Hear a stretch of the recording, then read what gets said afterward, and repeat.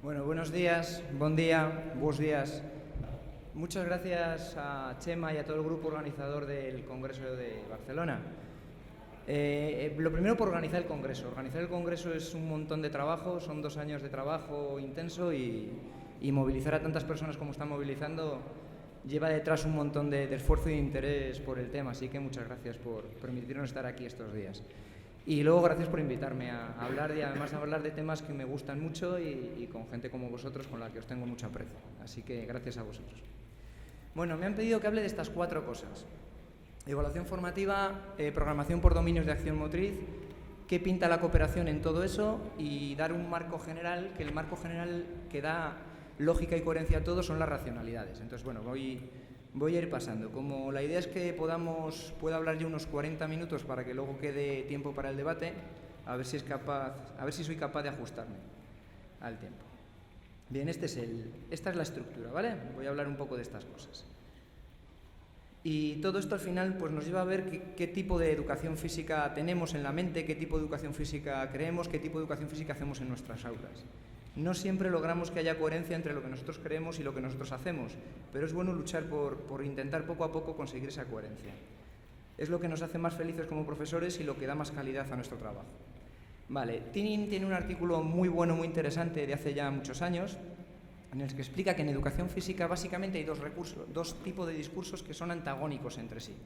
Y como profesionales de esto de la educación física deberíamos elegir en qué discurso estamos. Discurso significa estructura de pensamiento, forma de hablar, forma de pensar. Al final, nuestra forma de pensar está marcada por cómo hablamos, por el tipo de lenguaje que utilizamos, por el tipo de conceptos que utilizamos. Hay una relación muy fuerte entre inteligencia y lenguajes. En este caso, lenguaje verbal, hay otros tipos de lenguajes. Bien, Tinin habla de que hay 2 tipos de discursos. El discurso de la educación física orientada al rendimiento o el discurso de la educación física orientada a la participación. Y cada uno de estos discursos tiene su forma de entender todos los elementos curriculares. Cómo programar, cómo evaluar, qué metodología usar, qué enfoque le damos a los contenidos, qué tipo de aprendizajes queremos que tengan nuestros alumnos, si es que queremos que tengan algunos. Estructura de sesión. Y esto nos da 2 marcos. Por un lado, el enfoque de rendimiento, orientado al rendimiento, podríamos entenderlo como la educación física tradicional, que básicamente se ha dedicado a trabajar habilidades físicas básicas y algo de condición física en primaria, y a habilidades físicas específicas deportivas y condición física sobre todo en secundaria. Y luego todo esto desde hace 20 años se nos está disfrazando como salud, los enfoques de salud, y ahora nos lo están disfrazando con todos los estudios que hay. Tienen un problema de validez interna, que son todos los estudios que demuestran que haciendo más condición física los chicos son más inteligentes. Esto es falso porque la inteligencia y el rendimiento educativo son temas multifactoriales que están influidos por un montón de factores. Entonces, el hacer más condición física puede tener una relación, pero que una cosa genere la otra es muy difícil poder afirmar eso.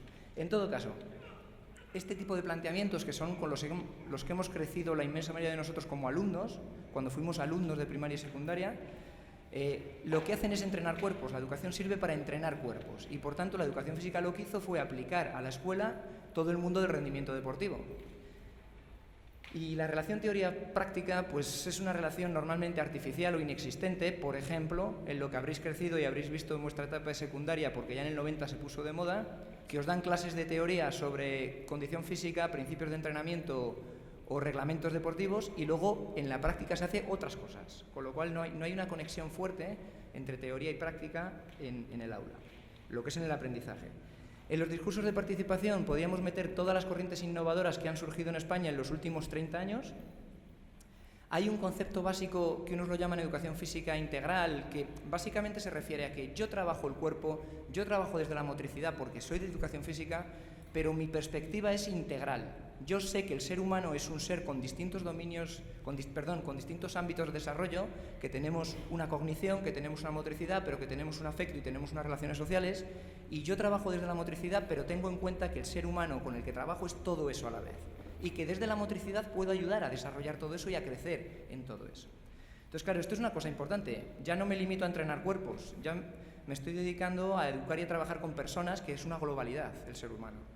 Hay un equilibrio en contenidos, no nos limitamos solo a condición física y deportes o fundamentalmente a esto, sino que hay una serie de contenidos en educación física Yo desde hace unos años defiendo que son 6, según los trabajos de Alfredo Larranz, que hasta ahora es la propuesta que más me gusta de las que conozco. Y todos los años se trabajan los 6 contenidos, no el que a mí me gusta como maestro, que también es una cosa que hemos vivido. O bien trabajar todos los contenidos, todos los cursos, o bien hacer mucho un contenido que le gusta al profesor y poco o nada a los que no le gustan. Normalmente expresión corporal. Y hay una pregunta importante, que desde este planteamiento nos hacemos. ¿Qué aprenden nuestros alumnos en educación física? ¿Qué tienen que aprender en educación física? Porque el planteamiento es que en educación física a la escuela se viene a aprender. No se viene a pasar el rato, no se viene a entretenerse. Se viene a aprender. Y en educación física también tienen que aprender cosas. Y claro, esto es un salto. El día que en España el 100% de los profesionales de la educación física tengamos una intención firme y clara de que nuestros alumnos aprendan en clase, va a ser una revolución. Y la educación física empezará a tener su sentido y su espacio en el sistema educativo. Y mientras no tengamos claro qué queremos enseñar y qué tienen que aprender, probablemente algún día nos acaben echando del sistema educativo. Porque para entretener a los niños, pues lo mismo sobramos. Bien, un ejemplo. Fulan es la persona a nivel internacional que más ha trabajado el tema del cambio y la innovación en educación. Y explica que un profesional a lo largo de su vida profesional, a lo largo de estos 35 o 40 años que acabamos trabajando antes de jubilarnos, hay 3 niveles de innovación y cambio. Hay un nivel muy superficial en el que es fácil entrar y es cambiar actividades, contenidos. Por ejemplo, llegan modas nuevas, nos metemos, las hacemos, venimos a un congreso de estos, nos han gustado 8 o 10 talleres, los vamos metiendo por ahí. ¿Hay alguna razón lógica para meterlos? No, nos han gustado. ¿Vamos a innovar? Pues innovamos. Bien, ¿es un nivel de cambio? Sí, es un nivel de cambio. Hay un nivel más complejo y es cuando nos cuestionamos toda la metodología que utilizamos, toda la evaluación que utilizamos, cuando empezamos a cuestionar cosas que afectan a toda la materia en todo el año. Y claro, esto ya es más serio. Por ejemplo, si empezamos a cuestionarnos si hay que hacer aprendizaje cooperativo, que es una de las cosas para las que venimos a hablar aquí, esto afecta a todo el año, no es un día, es todo el año. La estructura de sesión que utilizamos, qué metodología utilizamos normalmente, y estas cosas pues ya son más complejas, y como son más complejas, pues normalmente nos cuesta más meternos, porque exige un esfuerzo mayor y exige empezar a cuestionar tus estructuras de pensamiento. Y por último, el nivel más profundo de cambio es el de tus creencias y tus convicciones. Yo como profesional de la educación física, ¿en qué creo? ¿Qué educación física tengo en mi mente y cómo creo que tiene que ser mi práctica educativa? Y claro, esto es lo más complejo, cambiar esto es lo más complejo.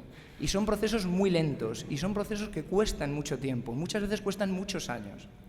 Ahora bien, desde hace 20 años en las escuelas de formación del profesorado de España hay un problema y es que mucha gente está intentando cambiar esto, las creencias, las convicciones, la racionalidad con la que pensamos, pero sin tener recursos aquí y aquí. Y eso conduce al fracaso, porque si no tenemos recursos aquí y aquí coherentes con esto, no sabemos qué hacer. Y cuando no sabemos qué hacer en el patio y tenemos que dar una clase y tenemos la urgencia de la clase, vamos a reproducir lo que hemos vivido siendo alumnos. Y lo que hemos vivido siendo alumnos, pues ya sabéis lo que es, lo que hemos vivido siendo alumnos. Entonces, claro, está muy bien tener ideas muy claras, es fundamental tener ideas muy claras, pero poquito a poquito y teniendo también recursos para que todo esto tenga una coherencia en la práctica educativa, porque si no nos acabamos estrellando y una persona estrellada y quemada es un profesional que en 5 o 10 años no vuelve a intentar nada. Entonces a mí me gusta que cuando hagamos cambios y evolucionemos como profesionales lo hagamos poco a poco y buscando el éxito, buscando el que funcione bien, que salgan bien las cosas, con recursos potentes que hacen que las cosas funcionen bien. Bueno, estos son los procesos de evolución profesional que sufrimos cualquier maestro, cualquier maestra de educación física y de cualquier asignatura. Esto es su vida profesional. A lo largo de nuestra vida profesional vamos avanzando y vamos evolucionando, en teoría. Y estos serían 10, 15, 20 años de experiencia profesional, donde tú piensas lo que haces y vas cambiando y vas evolucionando. Ya sabéis que hay gente que tiene 20 años de experiencia y hay gente que tiene un año de experiencia repetido 20 veces. Pero bueno, pues cada uno que decida qué quiere ser en su futuro. Bien, hay 2 artículos muy recientes que han salido del Grupo de Barcelona, precisamente, uno de Chema y otro del Grupo de Barcelona, que explican esto muy bien. Son historias de vida donde narran cómo un grupo de profesionales va cambiando y va evolucionando toda su forma de entender la educación física y cómo el trabajar en grupos, como trabajar en seminarios permanentes, como en hablar estas cosas con otros compañeros, hace que la evolución sea mucho más rápida y mucho más potente. Entonces, cuando tengáis tiempo y ganas este verano, así, echarles un ojo si queréis. Están en Retos porque son muy bonitos, te explican muy bien estos procesos por los que todos pasamos, tarde o temprano. Vale. Vamos al tema de estructura de sesión. Un ejemplo. La estructura de sesión. Hemos crecido, cuando éramos alumnos nos hacían esto, calentamiento, parte principal, vuelta a la calma. Si yo estoy en deporte por la tarde, es que hay que hacer esto. Es que para hacer deporte, para tener un fuerte rendimiento deportivo y buscar un cierto rendimiento deportivo, hay que hacer eso. El problema es que eso nos lo han hecho en educación física también. Cuando eso lo hacemos en educación física, estamos usando un criterio fisiológico, puramente fisiológico, en una situación educativa. Y eso, por ejemplo, a mí no me parece correcto, pero no me parece correcto porque yo no voy a educación física a entrenar cuerpos. Si un maestro cree que en educación física tiene que entrenar cuerpos, es correcto ese modelo de sesión. Como yo no lo creo, no lo uso, pero si alguien lo cree, bien, es su forma de pensar. Luego, en los años 70, se puso de moda este otro modelo, que es más psicológico, está más centrado en la motivación. Una puesta en acción, una parte principal, una vuelta a la calma. Lo importante de la puesta en acción es que sea un juego muy divertido, muy lúdico, donde la gente vaya entrando, porque lo que se busca es la motivación. Y claro, esto, a partir de la LOCSE, se puso de moda en España, esta estructura, que yo la llamo de jueguecitos pegados. Un jueguecito para la puesta en acción, 3 o 4 jueguecitos de parte principal y un jueguecito de vuelta a la calma. Y el jueguecito de puesta en acción no tiene nada que ver con lo que decimos que es el contenido de la asignatura y la vuelta a la calma, por supuesto, tampoco. Y claro, es un modelo que ha tenido muchísimo éxito. ¿Por qué? Porque es que es muy fácil ser maestro así. Con que te sepas 100, 125 juegos chulos, pues ya está. Coges 3 o 4 y ya tienes una sesión. Y te buscas una excusa. ¿Qué trabajamos? Lanzamiento, recepciones, esquema corporal, lateralidad. ¿Qué más da? Si es fácil de justificar esto, ¿no? Y con 100, 150 jueguecitos y en un año, los chicos encantados, ya sabéis, la frase está activos, felices y contentos, y todo el mundo contento. Pero, ¿qué aprendemos? Nada, nada. Seguimos entrenando cuerpos, pero en vez de entrenarles dando vueltas al patio, haciendo jueguecitos. Si queremos aprender, si queremos que haya aprendizaje, nos guste o no, tiene que haber una primera parte donde hablemos. Y la podemos llamar como queráis, y según los autores la llaman de 1000 maneras distintas. Hay una parte que para mí tiene que ser lo más amplia posible de actividad motriz, en la que a veces hay que hacer paradas de reflexión y hacerles pensar a los chicos, o explicar cosas, y tiene que haber una parte final de puesta en común. Y esto no significa, que a mí me pasa mucho, yo discuto esto mucho con mis alumnos, porque están 10 minutos charlando de parte inicial, contándose la vida y preguntándoles qué tal el fin de semana. Y les digo, no, en educación física no. Eso que la haga la maestra de infantil al principio del lunes, pero en educación física no. Explica lo que vamos a hacer, recuerda dónde estábamos del día anterior, si es una sesión que encadena con otras, y ahí iré y a funcionar. Porque donde vamos a aprender, donde está lo rico, donde está lo importante, es en la actividad motriz, en la experimentación motriz, en la vivencia motriz. Ahora bien, si yo quiero que aprendamos, a veces hay que parar y hablar, a veces hay que preguntar. Si estamos utilizando metodologías abiertas y yo no sé lo que va a ocurrir, yo sé lo que genero de principio, pero depende de lo que ellos hagan, yo tengo que ir tomando decisiones. Entonces, hay veces que hay que parar y hablar. Cuanto más rápido, más corto y más breve, mejor. Información clarita, 1 o 2 cosas y a funcionar. ¿Vale? Pero cuando acabe la sesión tenemos que volver a hablar, porque hay que revisar qué hemos hecho. Y con niños muy pequeños, con que verbalicen lo hecho puede ser suficiente, y con niños más mayores hay que empezar a hacer otras cosas. Y aquí hay mucha gente que hace cosas interesantes, mete las preguntas inteligentes, mete las rutinas del cuaderno en el aula, mete, bueno, pues cada uno, depende de la unidad didáctica que sea y qué queremos concretamente que aprendan, en ese momento de puesta en común o asamblea final, o como lo queramos llamar, hace unas cosas u otras. Pero si queremos que haya aprendizaje, tiene que haber esta estructura de sesión. Y si un día estamos haciendo algo que puede generar lesiones y hay que hacer calentamiento, pues se hace calentamiento y se explica que es un calentamiento y que aprendan lo que es un calentamiento, que en su vida real lo van a usar. Pero solo si hace falta. Para hacer relajación no hace falta hacer un calentamiento. Entonces, cuando hace falta sí, cuando por la edad o la intensidad requiere sí, y enséñales y que aprendan que el calentamiento también es un aprendizaje importante cuando se hace actividad física en la vida real.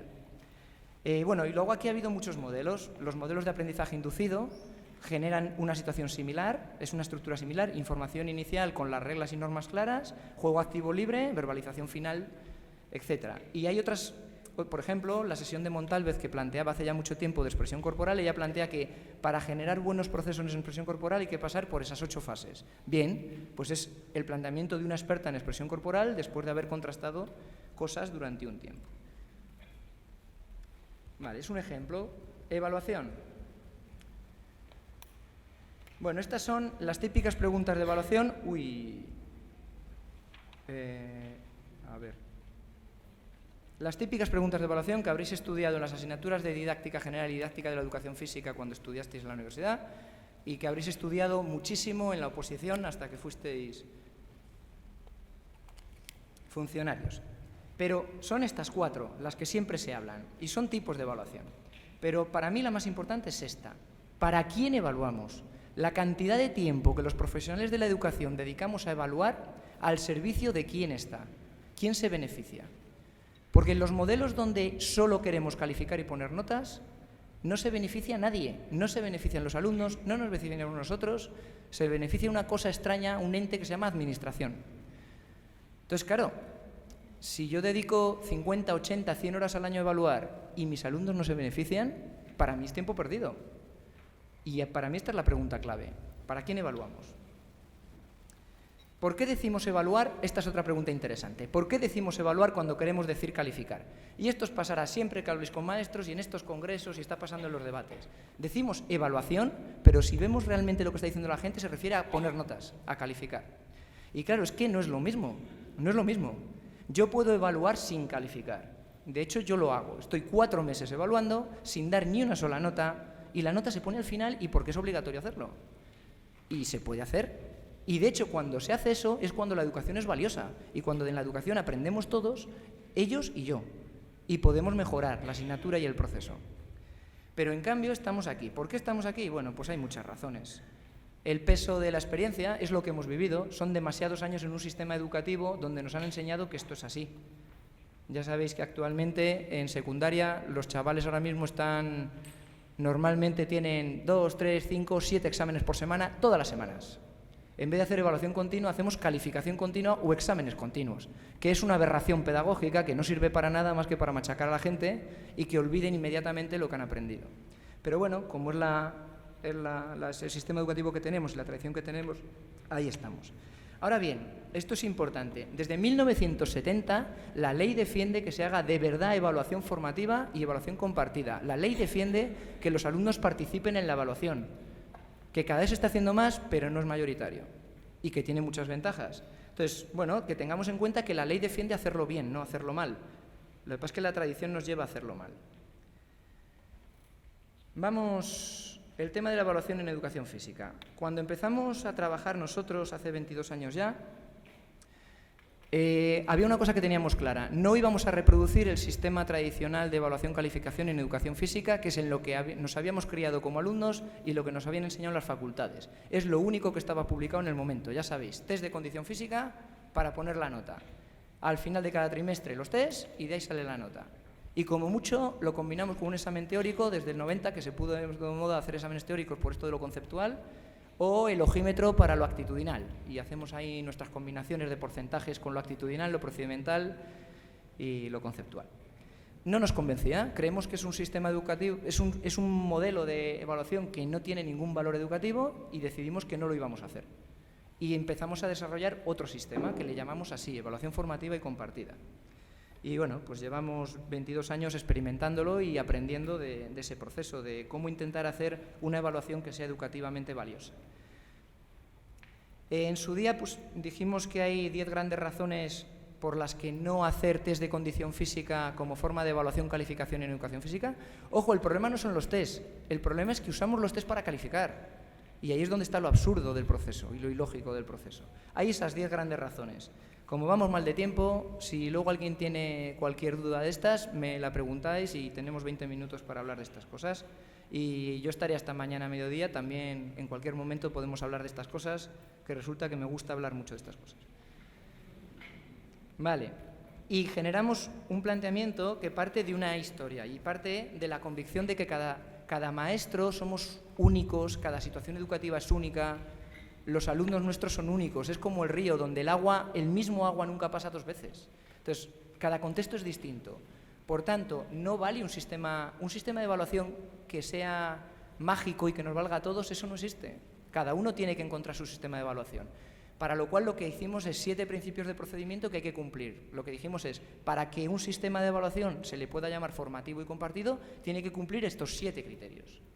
Y dentro de estos 7 criterios, Y estos 5 grandes bloques de instrumentos y técnicas de evaluación, que son 5 grandes bloques de instrumentos y técnicas de evaluación, tú eliges los 2, 3, 4 que a ti te vengan bien, que sean viables en tus condiciones, que se ajusten a lo que tú quieres enseñar y quieres que ellos aprendan, y con eso empieza a probar y empieza a perfeccionar.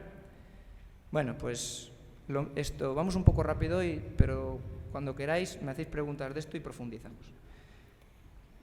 Autoevaluación es cuando una persona se autoevalúa a sí misma, se evalúa a sí misma. Por tanto, puede haber autoevaluación del profesor y autoevaluación del alumno. Y dentro de autoevaluación del alumno puede haber autoevaluación individual y autoevaluación grupal. Nuestro planteamiento es que siempre que el trabajo sea en grupo, por ejemplo, actividades cooperativas, aprendizaje cooperativo, la autoevaluación debe ser grupal, porque si no, no es coherente. Si trabajamos en grupo, autoevaluamos al grupo entero. ¿Y dentro de cada grupo podemos evaluar a cada alumno? Sí, se puede hacer eso. Pero evaluémonos como grupo, porque lo que importa es ese proceso de aprendizaje como grupo. Y cuando trabajo yo solo, pues yo solo.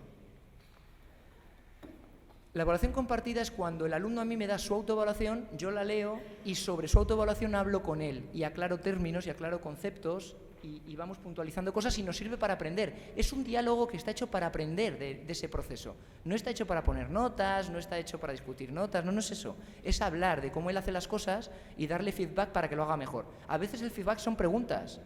Hay muchas veces que no hay que decirle cosas, hay que hacerle preguntas para que él piense y llegue él.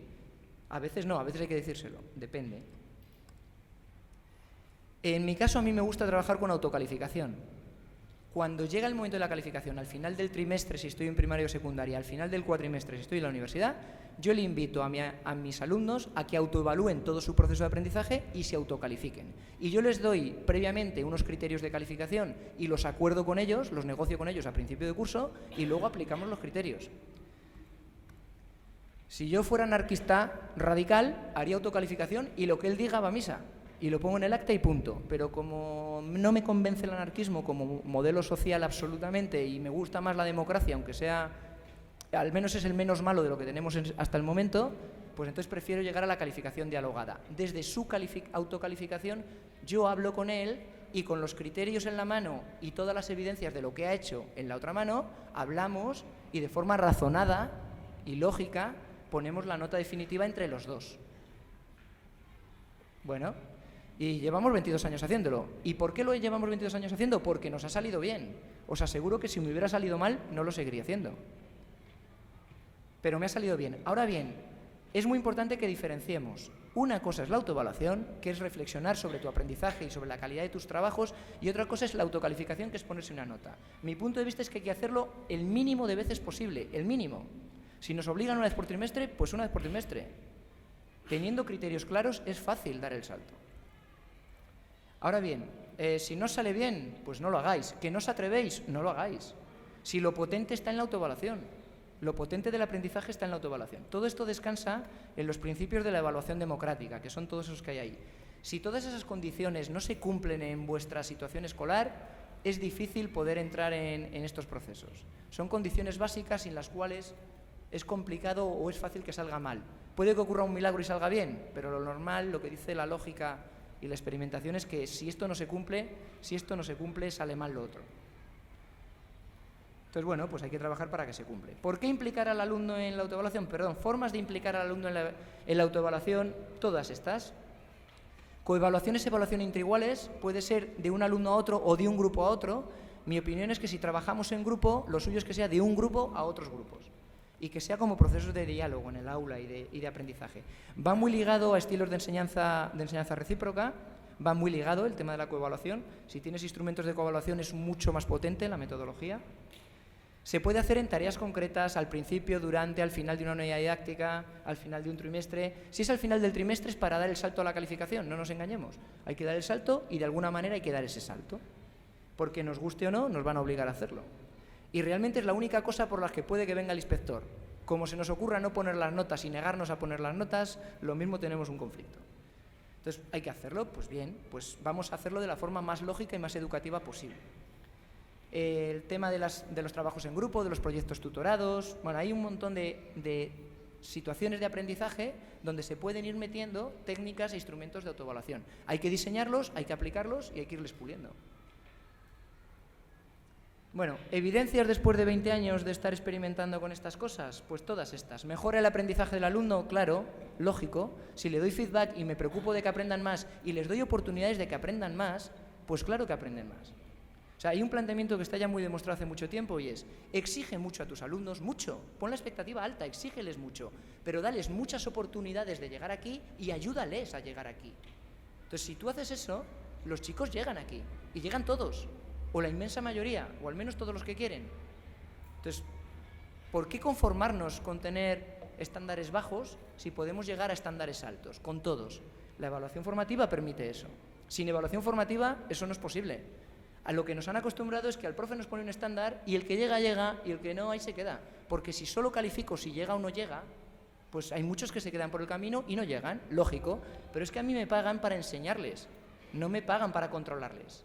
Soy profesor, no soy policía, no soy fiscal, no soy controlador. ¿Hay una mejora en los procesos? Claro. Si yo constantemente estoy evaluando mi docencia y en cuanto veo que hay errores o problemas, tomo decisiones para ayudar a que eso avance bien, y si veo que hay problemas con los alumnos, hablo con ellos y les meto en el proceso y les hago responsables de que esto funcione bien, son responsables conmigo de que esto funcione bien, pues claro que las cosas mejoran.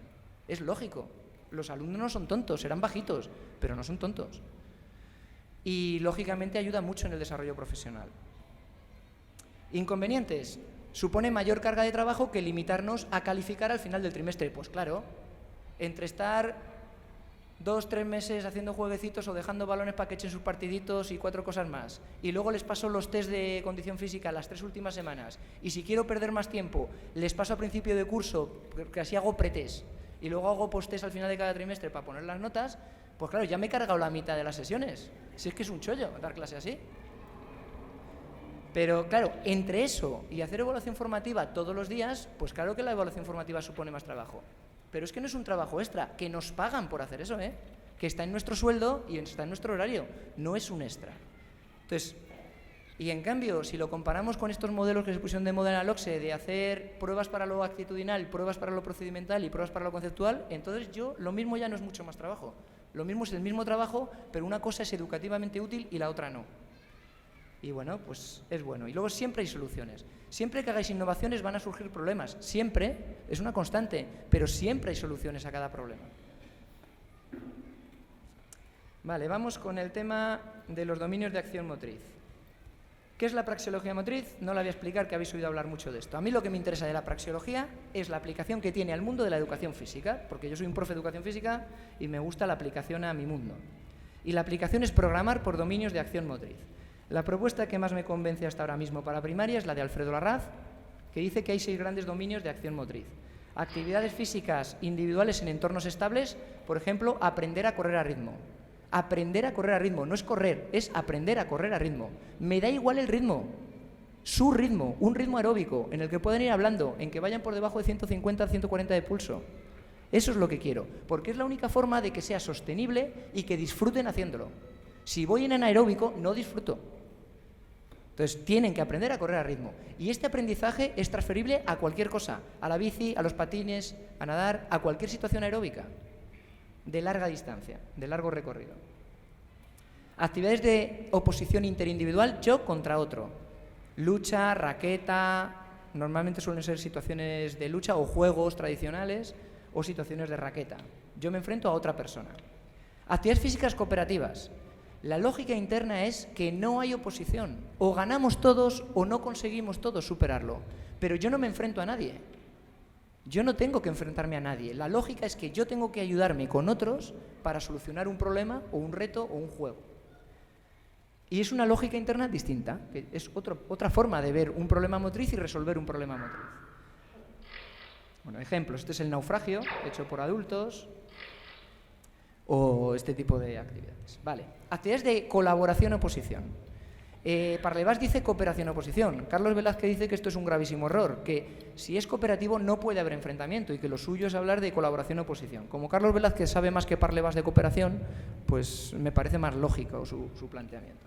Entonces, colaboración-oposición, aunque en la ley os vais a encontrar el otro término probablemente. Y hay juegos tradicionales que son de colaboración-oposición. Yo colaboro con mis compañeros para enfrentarme a otro equipo. Y es otra lógica, no tiene nada que ver con el resto de actividades físicas que hemos visto hasta ahora. juegos como el Gavilán, el Rescate, juegos de bases, que en segundo ciclo de primaria ya los entienden estupendamente y ya funcionan muy bien, juegos más complejos como el baloncesto, juegos de invasión. Actividades físicas en entornos inestables, lo que hemos llamado toda la vida actividades físicas en la naturaleza, aprovechando la nieve, en la primavera, pues estas cosas. Y actividades físicas rítmico-expresivas. ¿Qué lógica tienen las actividades en un entorno inestable? Pues la lógica principal es que es inestable. Y la lógica principal es que hay un problema de seguridad que hay que darle mucha importancia y que se hace en grupo. Entonces, en una actividad en la naturaleza, por ejemplo, un aprendizaje básico para los chicos es que en un senderismo el más lento va el primero. Porque si va el más rápido el primero, al final no hay grupo. Y si no hay grupo en la naturaleza y la naturaleza se pone jodidilla, es peligroso. Entonces, en la naturaleza hay cosas básicas, hay técnicas individuales en cada actividad en la naturaleza, pero también hay una cosa básica que es seguridad ante todo y grupo, colectivo. Y a veces yo me tengo que aguantar porque hay un colectivo y tienen que aprender a hacerlo. Actividades rítmico-expresivas. Y la intencionalidad es otra, es ritmo y movimiento, expresión. Combas, dramatizaciones. Vale, una cosa muy importante de programar por dominios de acción motriz es que esto tiene que estar conectado con prácticas sociales relevantes. Esto es, en la escuela tenemos que enseñar cosas que existen en la vida real, que los niños las ven en la tele, las hacen por la tarde, las ven hacer a sus hermanos mayores o a sus padres, o salen a la calle y las están viendo. Entonces, cosas reales, nadar, correr. Por ejemplo, yo no conozco a ningún niño que diga que sale a la calle a hacer lanzar y recepcionar, o esquema corporal o lateralidad. No, esto no existe en la vida real. Son construcciones analíticas, teóricas, que nos hemos montado los profes de educación física. Pero en la vida real eso no está. Entonces, para mí es muy importante que la educación física y la escuela tengan una conexión muy fuerte. Y a la escuela se viene a entender el mundo y a prepararte para reconstruir y transformar el mundo. Entonces, esa conexión vida-escuela para mí es importante y esto nos ayuda mucho a ir avanzando en esa línea. Y nos permite, sobre todo, tener muchísimo rigor a la hora de programar, porque yo sé que todos los años mis alumnos tienen que tener experiencias de los 6 dominios de acción motriz, todos los años. Y luego tengo que secuenciar las experiencias, los dominios de acción motriz, año por año. Si un año les he enseñado a correr a ritmo, otro año ya no va a ser enseñar a correr a ritmo, es otra cosa. Si un año ha sido balonmano, otro año ya no va a ser balonmano, será baloncesto, o será rugby, o será lo que decidamos. Entonces, ¿qué logramos haciendo esto? Pues claro, logramos cosas muy interesantes haciendo esto, que son cosas que en educación física no hemos hecho nunca, que es equilibrar de forma coherente y tener una secuencia lógica para que cuando nuestros alumnos salgan con 12 años en sexto de primaria tengan un bagaje motor muy grande y sepan interpretar cualquier situación motriz, sepan identificar qué tipo de problema motriz es y, por tanto, con qué estrategia se resuelve. Cuando yo hago el reto del naufragio con mis alumnos de tercero de educación física, son incapaces de resolverlo, incapaces, y tienen 21 años. Y los alumnos de Carlos Velázquez o de cualquier maestro que haga actividades cooperativas sistemáticamente, en 5 minutos resuelven el naufragio. ¿Por qué? Porque unos saben cómo se resuelve una actividad física cooperativa y los otros no lo saben. Los otros vienen del mundo de la competición pura y dura y jamás en su vida han hecho actividades cooperativas. Por tanto, no saben resolver un problema cooperativo. Es un tema de aprendizaje. Les enseñas y en cuanto les has enseñado, en 5 minutos resuelven el reto. No es cuestión de edad, es cuestión de aprender a entender qué problema motriz es y cómo lo resolvemos. Bueno, pues esto es muy interesante, ¿eh? Es un tema muy interesante. Y a mí hay otra cosa que me gusta mucho. Puedo conseguir que todos mis alumnos tengan éxito, todos. Si mi reto es hacer 2000 metros en menos de 7 minutos los chicos y menos de 9 las chicas, no todos mis alumnos van a tener éxito. Pero si mi reto es que aprendan a correr a ritmo, todos mis alumnos pueden tener éxito, todos, el 100%. Y es un aprendizaje útil para su vida. Y además disfrutan haciendo eso. Entonces, bueno, pues son cosas a tener en cuenta a la hora de decidir qué quiero hacer. Me ayuda a secuenciar cómo hago las tareas una sesión y otra. Claro, si yo quiero que aprendan, no puede haber 2 sesiones, 3 sesiones. A veces hay que hacer 8 sesiones, 6 sesiones, 10, 12 sesiones en una unidad didáctica. Depende, hasta lo que yo quiero que logren, lo logren. ¿Cuánto van a tardar? No lo sé. Si es que depende de muchas cosas. Depende de si saben, no saben, tienen experiencias previas, son espabilados, se centran, no se centran. Bueno, y el tema del bagaje motor amplio. Bueno, conclusiones. Hay unas cuantas conclusiones, ahí os las pongo. Hay poco material. Afortunadamente, Alfredo Larranz hace ya 3 años tiene una página web donde tiene colgado muchísimo material de forma gratuita sobre dominios de acción motriz, sobre toda la experiencia que él acumuló en 20 años trabajando de esta manera. Y bueno, poco a poco van saliendo materiales. Pero, a ver, esto tiene una cosa muy interesante. Desde 2014 esta es la ley en España. Afortunadamente, una cosa interesante que ha hecho el Ministerio es que el programa actual de educación física en primaria está basado en dominios de acción motriz. Han hecho una chapucilla, en vez de 6 son 5 porque han juntado ahí a 2 que no vienen a cuento, pero los han juntado, y luego han hecho la gran incoherencia de que los contenidos están por dominios de acción motriz, pero los criterios de evaluación y los estándares los han hecho por el modelo viejo de los 5 bloques de contenidos viejos, con lo cual hay un cacao montado considerable. Y luego, la mayoría de las comunidades autónomas, en vez de interpretar eso correctamente, han hecho otro cacao considerable con los bloques de contenidos viejos, con lo cual ahora mismo en muchas comunidades autónomas hay un cacao considerable con este tema, que no sigue el programa de dominios de acción motriz tal cual. Por ejemplo, en mi región es un desastre, en Cataluña tampoco van las cosas muy bien, en Aragón sí que han sido más lógicos y han seguido el modelo. Entonces, bueno, pues ya sabéis, el batiburrillo este. Pero bueno, yo creo que si tenemos las ideas claras, pues luego ya cada uno va sacando su forma de trabajar. Bien, ¿qué pinta la cooperación? ¿Qué pinta la cooperación en una programación por dominios de acción motriz? ¿Dónde entra? Bajo mi punto de vista entra en que hay un dominio de acción motriz que hay que trabajar todos los años, que es el de actividades físicas cooperativas. Todos los años. Y hay que trabajarle 1 o 2 veces, depende de cuánto te dure cada unidad didáctica. O sea, 1 o 2 unidades didácticas al año deberían ser con la lógica de actividad física cooperativa. Por otro lado, hay muchos dominios de acción motriz que tienen un fuerte componente cooperativo o que puedes utilizar metodologías cooperativas para trabajar. No todos los días, pero sí muchas veces. El dominio expresivo, rítmico-expresivo, se presta mucho. El dominio de ciencias de la naturaleza se presta mucho. Incluso algunos dominios de oposición se prestan puntualmente para cosas técnicas a utilizar metodologías cooperativas. Momentos puntuales del curso. Para empezar el curso, o cuando nos llega un chico nuevo y queremos integrarle, pues a lo mejor merece la pena parar una unidad didáctica o meter un par de días con juegos cooperativos para meterle en el grupo y que haga grupo y no se quede excluido. O sea, hay momentos muy puntuales donde a veces merece la pena. O llegas a un centro, llega lo típico, tú estás en tu casa, te llaman, ven a trabajar, llegas al centro y la dinámica de los chicos es escupirse, insultarse, pegarse. Pues lo mismo, antes de intentar enseñar nada, hay que hacer X semanas de aprendizaje cooperativo hasta que aprendan a respetarse y vivir como un grupo normal y tratarse con respeto unos a otros. Y hasta que no logre eso, no merece la pena enseñar otra cosa. Bueno, pues a lo mejor hay que hacerlo en ese contexto. Como rutina en la sesión. Hay gente que le gusta meterlo como rutina en la sesión. Acabamos todos los días con una actividad física cooperativa. O empezamos. ¿Por qué? Porque las actividades físicas cooperativas generan una situación de grupo, de sensación de grupo, de integración en el grupo, que luego me ayuda a que el resto funcione bien o me ayuda a que poco a poquito ese grupo funcione cada vez mejor. Bueno, pues si consideráis que eso es relevante en un momento, es una opción más. Y tiene su lógica dentro de toda esta forma de entender la educación. Bueno, os he traído un parrafito del libro de los alumnos de Barbiana, Carta a una maestra. Para mí yo cuando lo leí esto me gustó muchísimo, es un libro que me gusta mucho por lo que transmite. Es la carta de los excluidos, de los alumnos excluidos que han fracasado en la escuela tradicional, que la escuela tradicional los ha echado, y entre ellos, que ellos han vivido otro tipo de escuela mucho más centrada en la vida real y en aprender a ser persona, y aprender a conocer el mundo de verdad y no a repetirlo de memoria en unos exámenes sin saber lo que significa. Pues hacen una carta a esa maestra tradicional en la que hacen una crítica salvaje y feroz a la escuela tradicional. A mí me gusta mucho y he seleccionado el trocito que habla de la educación física, os lo voy a leer. Son alumnos externos, van a hacer exámenes finales, van a hacer exámenes finales para sacar el título. En los exámenes de gimnasia el profesor nos echó un balón y nos dijo jugar a baloncesto.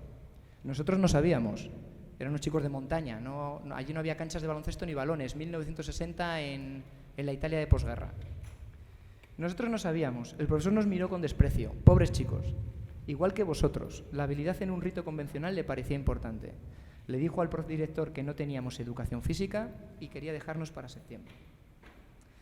Cada uno de nosotros era capaz de subirse a un roble, arriba, soltarse de manos y con la cheta echar abajo una rama de un quintal, luego arrastrarla por la nieve hasta la puerta de casa, a los pies de su madre. Me han dicho de un señor de Florencia que sube a su casa en ascensor. Luego se ha comprado otro artefacto caro y hace como que rema. vosotros le pondríais en educación física un 10. Y claro, ¿a qué van nuestros alumnos? ¿A qué van al cole? ¿A qué van a las clases de educación física? ¿Y nosotros? ¿A qué vamos ahí cada día? Y aquí hay una serie de preguntas que deberíamos hacernos. ¿Tienen sentido en la vida de los alumnos las cosas que hacemos con ellos? ¿Les aportan algo? A veces tenemos en cuenta lo que ellos son, lo que saben, de dónde vienen, cuáles son sus experiencias previas, porque ellos ya traen una cultura motriz, ¿eh? No vienen vacíos, no son una tabla. Tienen experiencias previas y tienen cultura motriz y tienen cultura corporal. Otra cosa es que sea la nuestra o no, y otra cosa es que nos guste o no, pero la tienen. ¿Aportamos algo valioso para su vida, para su futuro? Y esta frase también es de los colegas de Huesca, que yo con ellos he aprendido siempre mucho, y te dicen, mira, cuando salgas de clase, hazte una pregunta. ¿Lo que he hecho hoy en clase les ayuda a mis alumnos a crecer como personas, entendiendo crecer en su amplio sentido de sus dimensiones como ser humano, en su globalidad y en su integridad como ser humano? ¿Han aprendido a ser mejores personas, a saber más de motricidad, a relacionarse mejor con otros, a ser más felices, a pensar mejor? ¿Y a nosotros? ¿Nos ayuda a crecer como personas la forma que tenemos de trabajar en nuestro aula? Y claro, es interesante que vayamos contestando a este tipo de preguntas. Lo que pasa es que a veces duele. ¿Cómo cambiar con éxito? Yo no sé de dónde me viene, pero a mí me gusta tener éxito en las cosas que hago. No me gusta fracasar. Si un día fracaso, pues no pasa nada. Me levanto y sigo andando y punto, me sacudo el polvo y tiro para adelante, no pasa nada. Si el fracaso forma parte de la vida, simplemente que no me gusta intentar tener éxito. Y yo creo que es muy importante que tengamos éxito cuando cambiemos cosas en nuestra realidad educativa. Y me gusta mucho este dibujo que me pasaron mis colegas de Barcelona, y porque representa muy bien el tema del cambio educativo. En la mayoría de los casos son nuestros miedos, son solo nuestros miedos. No es tan difícil, no es tan complicado, no es imposible. Si mucha gente lo está haciendo es que se puede. Son nuestros límites mentales, solo. Entonces, quitémonos miedos. Ni ellos son tan grandes, ni nosotros somos tan pequeños. Podemos hacer muchas más cosas de las que hacemos. Ahora bien, con tranquilidad, con sosiego, sin agobios, sin fustigarse. Ciclos de investigación-acción. Tengo una propuesta, genero un modelo de evaluación distinto, lo llevo a cabo, recojo datos a ver si funciona o no funciona, los analizo y de ahí sale un nuevo plan y vuelvo al ciclo, y dándole muchas vueltas a esto voy aprendiendo a ser profesional y voy aprendiendo de mis errores y voy aprendiendo de mis aciertos y voy consiguiendo que mis clases cada vez sean mejores y mis alumnos disfruten y aprendan cada vez más. Si lo hago en grupo, aprendo mucho más rápido. Hay que emplear más tiempo, hay que tener otro tipo de situaciones, pero aprendo mucho más rápido, porque los maestros aprendemos hablando con maestros y leyendo a otros maestros o leyendo a otra gente que habla de educación e interaccionando con ellos. Aprendemos hablando. No es necesario hablar así. Se puede hablar escribiendo, se puede hablar leyendo, se puede hablar de muchas maneras. Hay muchas formas de hacer diálogos. Pero hay que reflexionar sobre la propia práctica. Es la única forma de avanzar con cierta seguridad. Así que, bueno, lamento haberme alargado tanto y muchas gracias por todo. A vuestra disposición.